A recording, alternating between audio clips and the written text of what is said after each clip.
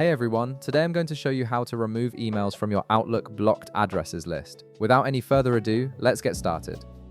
First, open your Microsoft Outlook app and log into your account. Give it a moment to fully load all your emails and settings so everything appears correctly on your screen. Once your inbox is loaded, you'll want to navigate to your Home tab. This is where you'll initially land once Outlook has fully loaded its settings and interface. From here, direct your attention to the top part of your screen where all your tools and menus are located.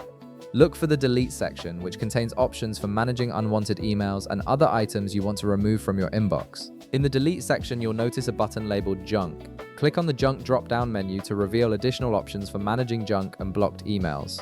From the drop-down that appears, select Junk Email Options. This will open a new window specifically designed to help you control how Outlook handles potentially unwanted or blocked email addresses. In the Junk Email Options window that appears, click on the Blocked Senders tab at the top.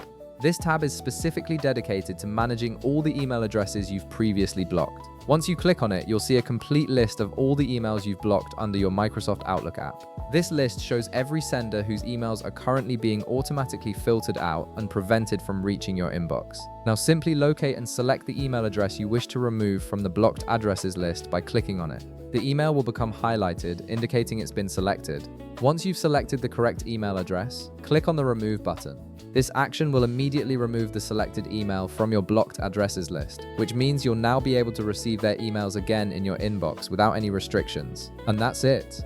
You've successfully removed an email address from your Outlook blocked senders list, allowing their messages to reach your inbox once more. If this video helped you out, be sure to leave a like, subscribe, and I'll see you in the next one.